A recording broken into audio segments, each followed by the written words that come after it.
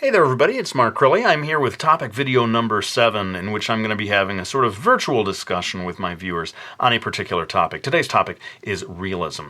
And as I chat, I am going to be working on this sketch. It's a study of an illustration by the great French illustrator Mobius. His real name, I believe, Jean Giraud. Hope I'm saying that right. My French viewers can let me know about my accent there. But anyway, I'm going to splice in the original illustration that I'm doing a study of so that you can see what it is that this is based on.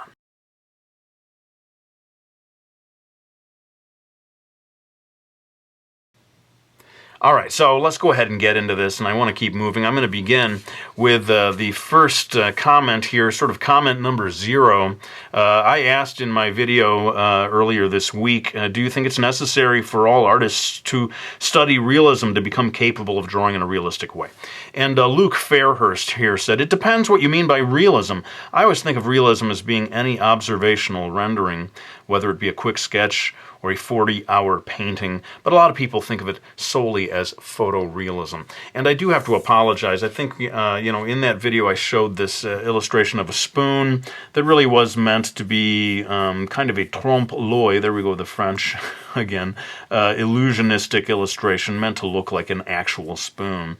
And that is not really what I meant to say in terms of realism. I was just talking about representational art of any kind, not necessarily photorealism. So I think some people maybe misunderstood my meaning there. I did not mean to ask, do you think that all artists need to be capable of photorealism, of hyperrealism?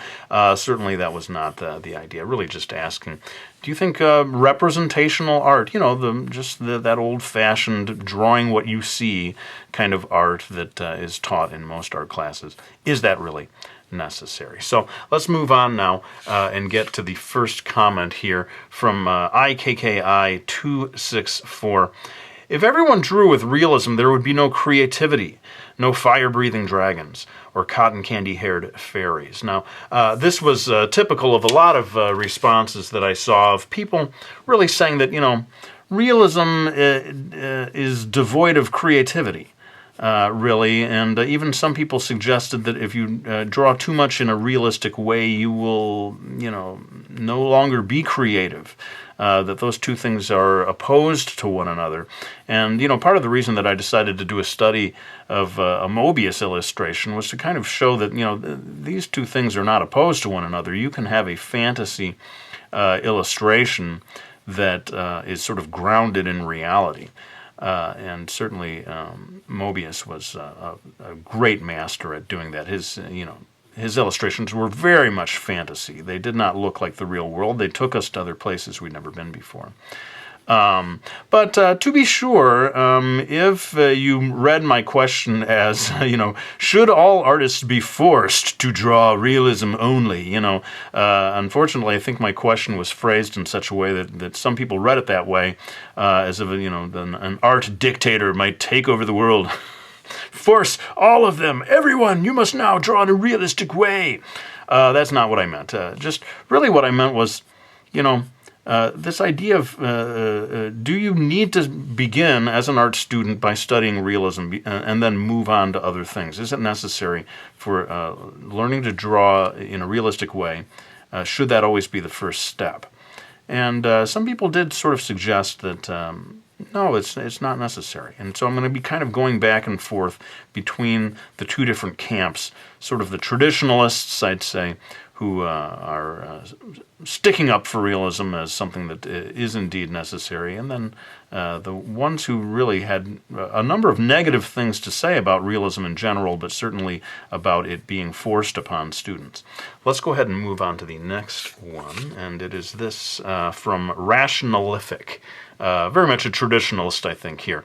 I believe that realism is the highest skill which an artist can obtain. That seems like common sense, as those who can draw realistically are capable of drawing anything else, as they can always draw stylized drawing if desired. The second highest skill below realism is stylized art. So yeah, that was typical of some comments. I would say maybe a minority of people who took this view that realism must be considered higher in terms of, or worthy of greater respect, if I'm reading that right, the highest art form. I think certainly I come from this background of having studied realism first, and this idea of being able to, once you've learned how to draw what you can see, this idea that you can then learn how to draw in almost any other style of your choosing, that has certainly kind of been the case for me, I must say. Having learned to draw in a representational way, it taught me the skill of focusing very hard on anything that was put before my eyes. And that included doing studies like this, of this Mobius illustration, and thereby sort of picking up some of the stylistic tricks of the trade from Mobius, and ideally being able to sort of work that into my own stuff. So yeah, I think there's certainly a lot of validity from my point of view in that last comment. Got to keep moving. This next one from Brad Mick, and there was nothing after that. So Brad Mick, nothing after it. I don't know what to say. But let's move on here. Number 3, it's art, people. Don't let anyone tell you what it should be. Just express yourself. Saw a lot of comments like this that you guys are taking this too seriously. You should be able to draw any way you feel. It's about expressing yourself. Art is about freedom. It's not about rules. We used that word rule. You got to know the rules before you can break them. And I saw a number of comments of people like, let's not hem everyone in with rules. Art is just about self-expression. I saw a number of people saying, there is no good or bad art. We cannot judge art that way. Anything can be good. And you should not impose this idea of, realism equals good and non-realism equals bad. I mean, certainly that was the way that things were viewed back in like the 19th century. You had probably very clearly people saying, if you can draw realistically, you are a good artist. If you can't, you are a bad artist. Things were super clear back then, and then we gradually, maybe starting with the Impressionists, began to question that assertion, and until we got into the 20th century and people began completely dispensing with representational work altogether. So, interesting to see at least a fair number of people asserting absolute freedom in art and rejecting this idea of your teacher even trying to impose rules on the art creation process.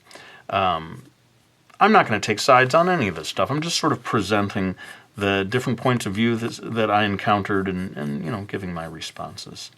I guess I do. My response to that one is I come from a school of thought that there should be some rules. There should be not complete absolute freedom, but I certainly respect that desire for not having rules shoved down your throat, basically. Let's move on to number 4. You need to know the rules before you break them. This is absolutely true. Not only does this apply to art, but it also applies to a lot of things. You need to know grammar before you write poetry. You need to know how to read a recipe before you make one. You need to know chords before you solo. Wise words there from Captain Mittens.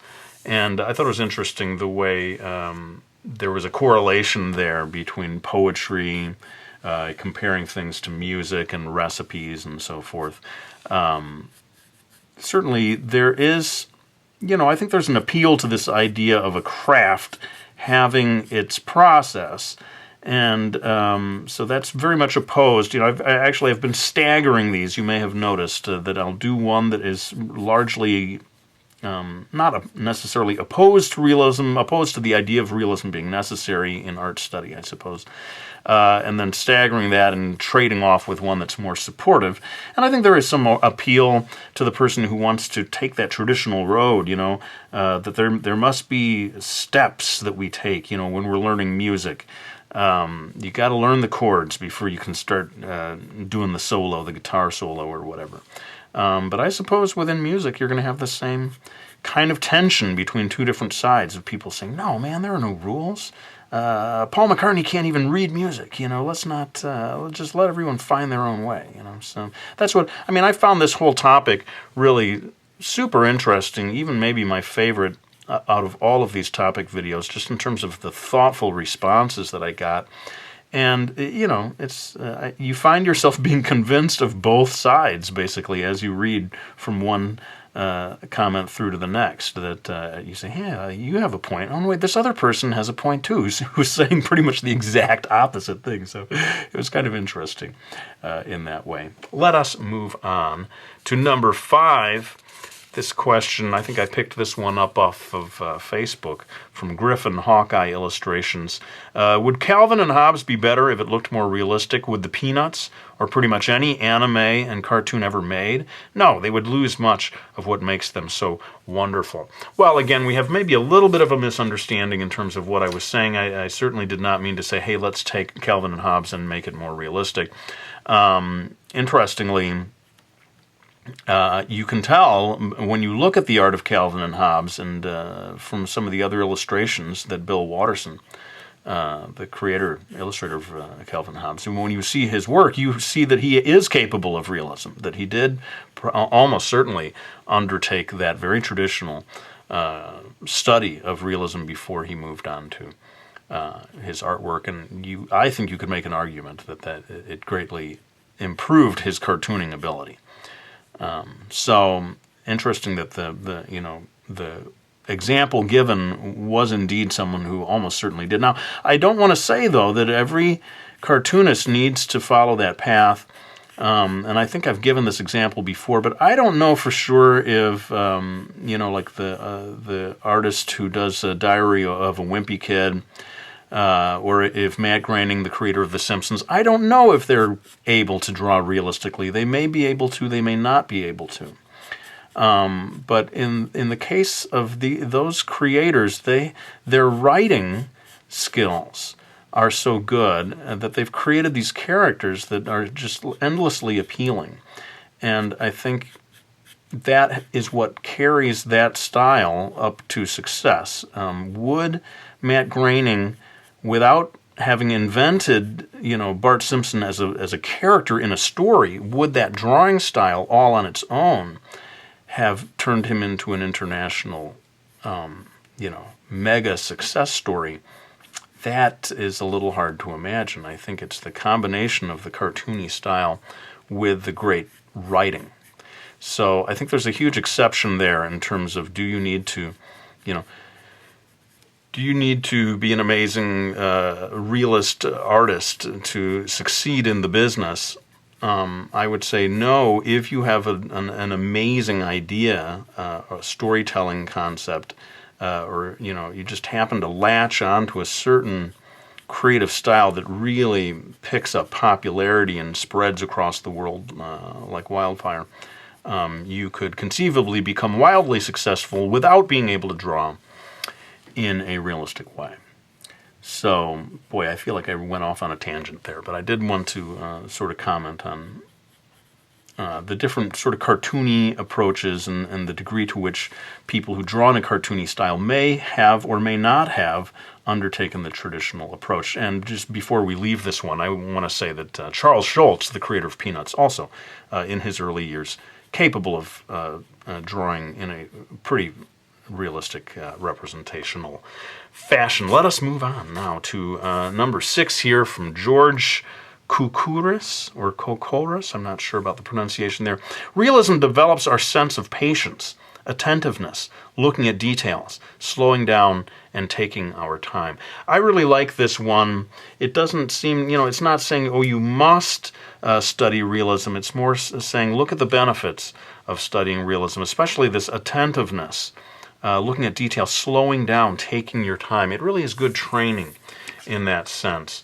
And so, again, I guess I'm inevitably biased here, having undertaken that traditional course of learning representational drawing and then applying it to more stylized art. I suppose I do kind of come down on that side of things. It's worth having a go. I think someone even wrote it that way.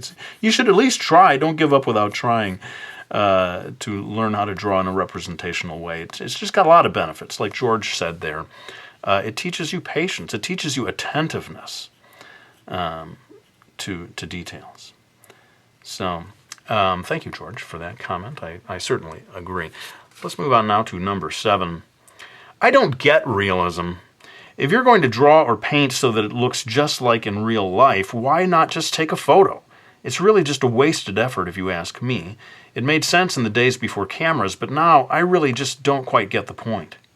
And that is from The Ideaist. The Ideaist. I hope I got that pronunciation there. But I saw a fair number. That's representational. That sort of represents a lot of different comments that I saw that were sort of along those lines. And again, it did seem sort of based on this idea that I meant photorealism.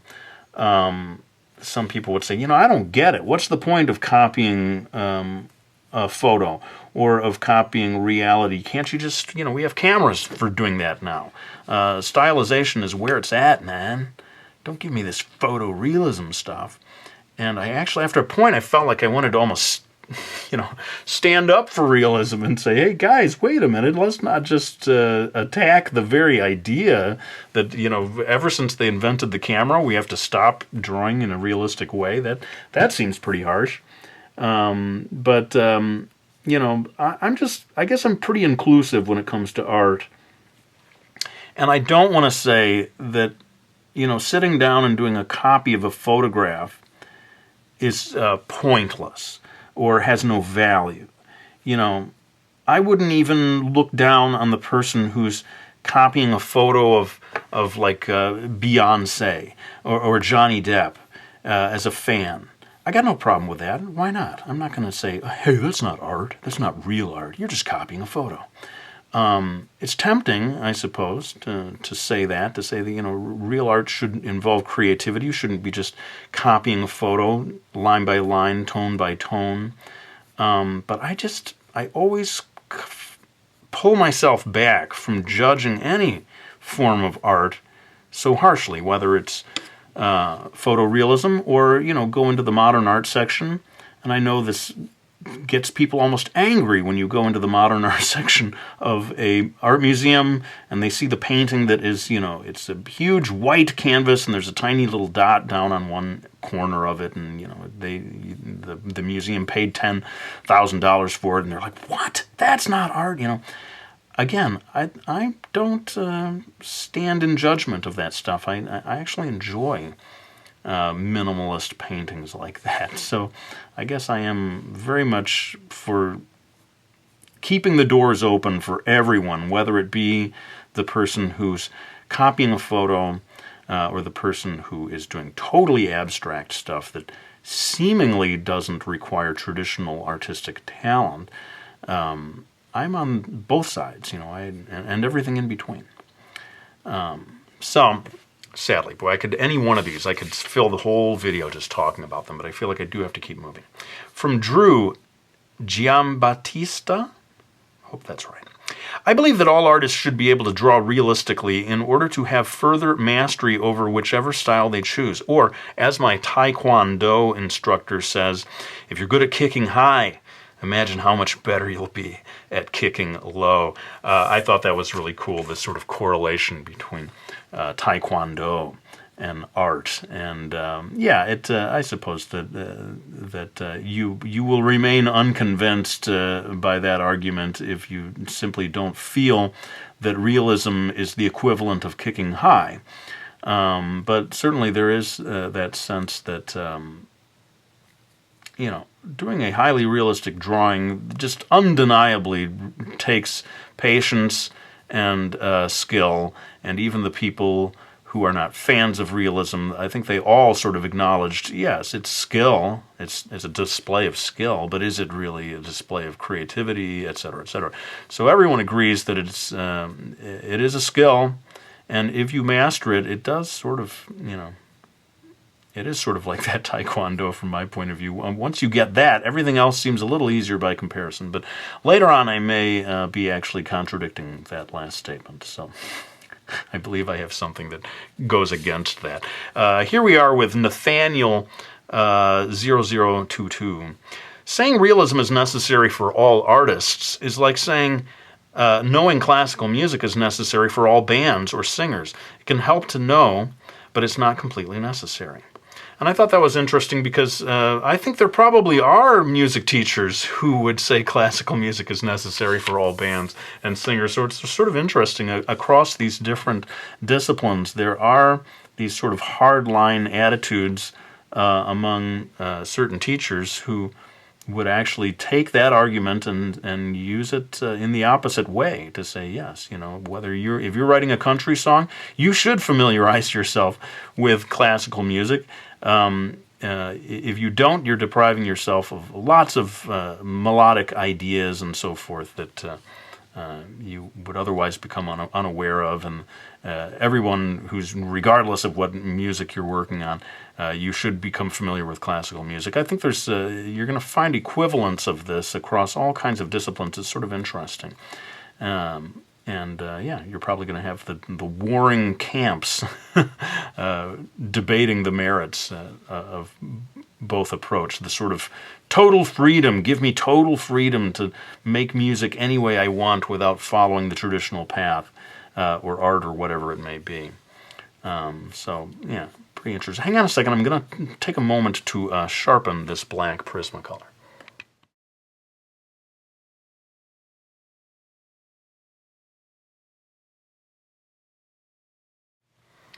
All right, well, I took a moment to get a little further ahead in the drawing process so as to be sure that this drawing would be a little closer to completion by the time we get to the end of the video. But let's keep moving. Number 10 comes from Ricky Cruz. You could learn solely based on a style, but if you do that and don't start with something realistic, you're basically learning how to draw in someone else's style and not developing your own. Now, this one was interesting with this issue of style, and I heard quite a lot of people, saying that, realism is just another style, and it should be treated as such and not given special consideration as better than any other style. And I can sort of see that point of view, but I also think that realism, representational artwork, is in a certain way a default. It is the lack of style, it seems to me. It's where you kind of pull yourself out of it and just try to draw what you see right there in front of you. I would compare it almost to like water as a beverage. On planet Earth, water is the default liquid. It's not like any other liquid. It's the basic liquid, and everything else seems to be, have come after water. And I think realism, you could certainly make the argument that realism is a little bit like that within the world. It's removing style and simply drawing what you see. Whereas the very word stylized implies having added style, having distorted reality so as to add a different flavor to your drawing. And, I don't mean to say that there are not a million gray areas between those two. You can, of course, draw in a quite representational way that has your own little flair to it, and so it's there. It's not either or. But to go back to the comment that was talking about, if you learn from someone else's style, you're not developing your own. If you never learn to draw in a representational way, and let's say it's manga, you're obsessed with manga, and everything you're learning is just from copying manga artists, you are indeed sort of learning mainly from someone else's style. Whereas if you learn to draw from reality, I think you stand a better chance of sort of developing your own style rather than accidentally learning 100% of everything you learned from copying other people's drawings. Ironically, I'm doing that right now, copying someone else's drawing, but this is not what I do all day long. I mean, people know when I did the Brody's Ghost series, I'm creating my own work. I'm creating my own worlds and so forth. And I think if everything you're drawing is based on some sort of style that you are pursuing and trying to learn, you do sort of run the risk of, sort of standing on someone else's shoulders the whole time and not becoming your own artist. I don't know, even as I say that, I don't know if I'm 100% convinced of it, but it felt worth sharing that comment and seeing if anyone everyone agrees. Let us keep moving, because I see that we're already at like 25 minutes now. In elementary school, I had a teacher who taught art as if it were mathematics. For her, there was always a correct way to make art and an incorrect way.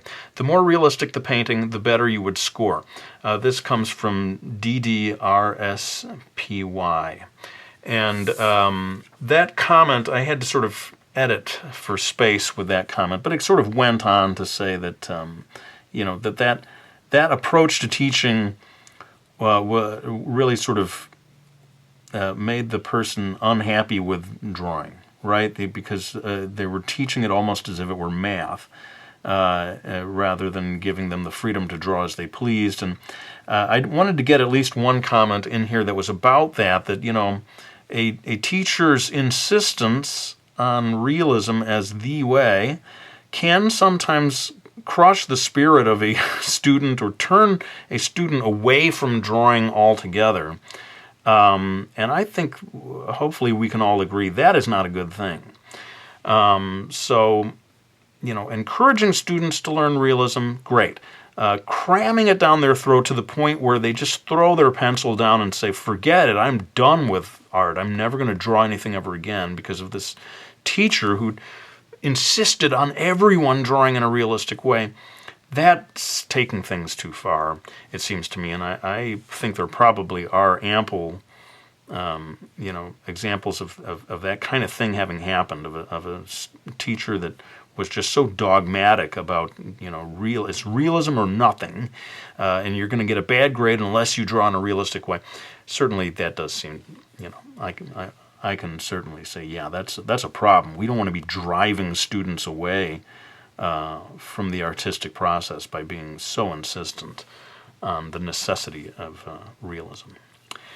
Let us move on then to the next comment, which sort of takes the teacher's side a little or gives the teacher a little support. The lazy bassist says, realism is the only form that can be critiqued objectively. And I like that, actually. You got to have a little bit of sympathy for an art teacher.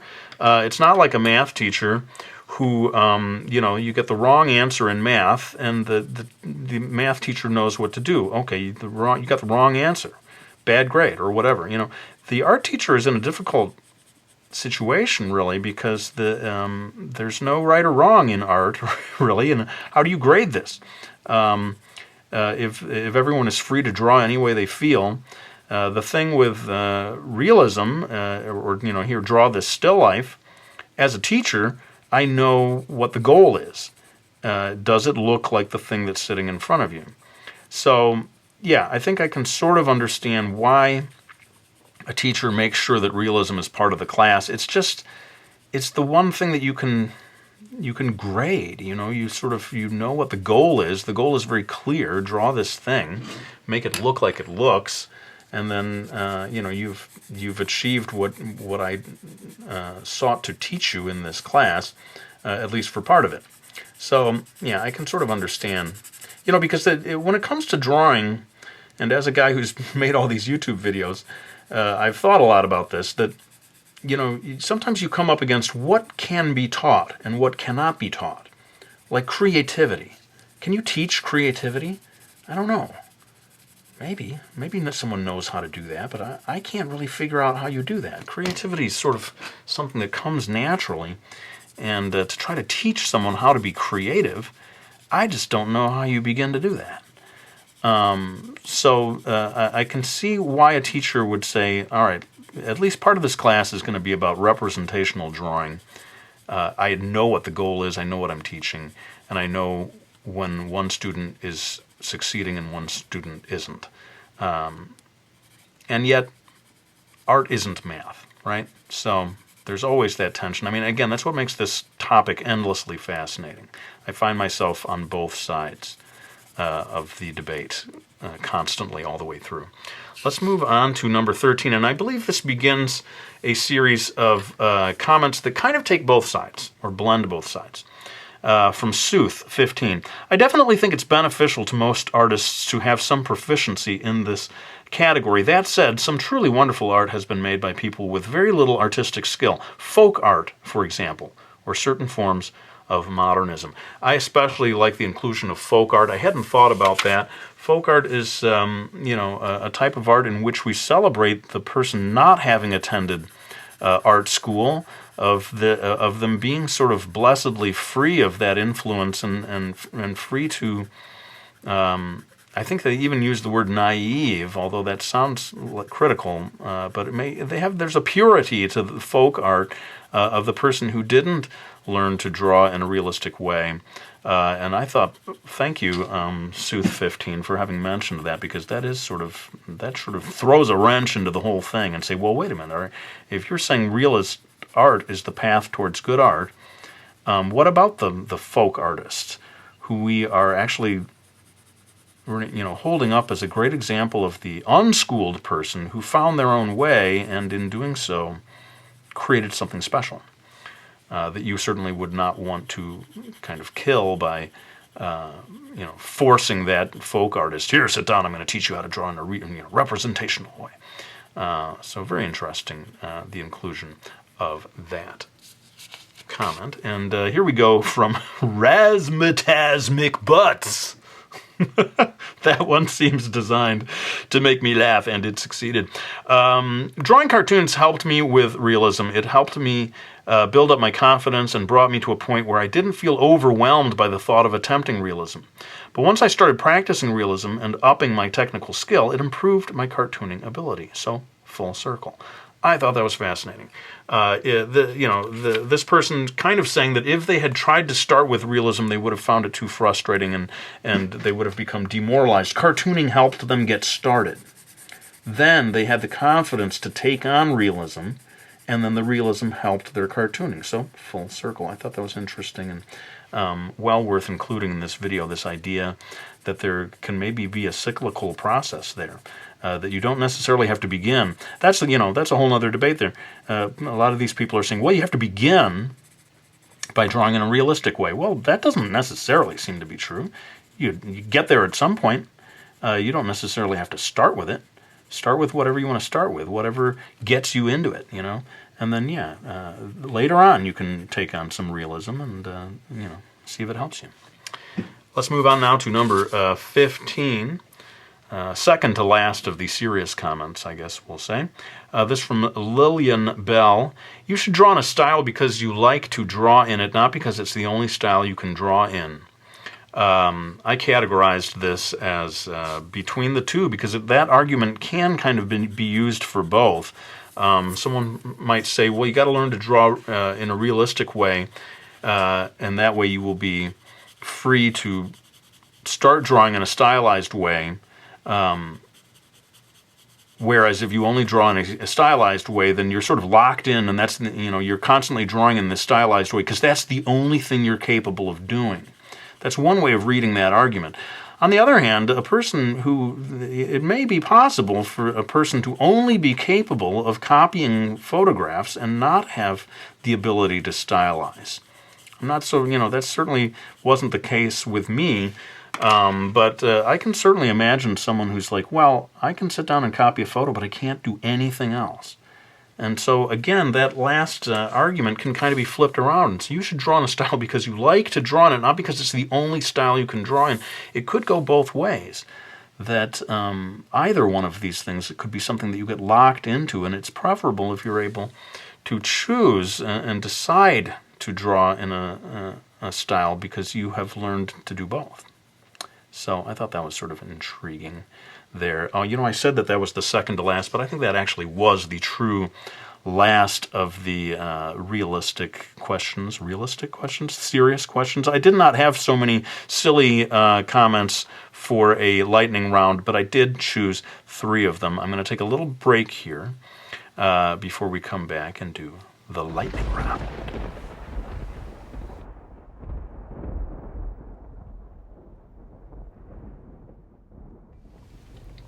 All right, well, you can see I decided to bring things very nearly to completion before bringing in these last 3 very silly comments. And this one comes from Onion Knight. Onion Knight says, Mark, please say this in your upcoming video.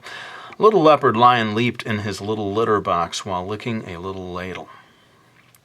Just don't ask me to say it 3 times fast. And let's move on to this next one. You know, I asked the question, is it necessary for all artists to be capable of drawing in a realistic way? Well, a viewer by the name of Ke Xing replied by saying, is pooping necessary for all humans? So there you have a vigorous defense of the importance of realistic drawing. And finally, let's end it with this one from Carter Truman, who asks, my question is, are you real? I believe so, unless we're all living in the Matrix, and it's all an illusion. Please, don't make me think about such things. But I do want to thank you all for having posted so many really fascinating comments in response to my question about realistic drawings. I really did find it, hugely inspiring, all the different thoughts that people came through with. And like I said, probably my favorite thus far out of all of the topic videos that I've done. But I do like to wind things down, as you know, by thanking anyone who has supported me by getting any of my books, like Brody's Ghost and Miki Falls, my 2 graphic novel series, also Mastering Manga 2, my How to Draw books, and finally, coming soon, the Realism Challenge, coming out May 5th, but available as a pre-order right now. Let's get these books out of the way, though, and that should allow me to lay down this pencil. I want to thank you all for watching this video. I hope you enjoyed it, and I'll be back with another one real soon.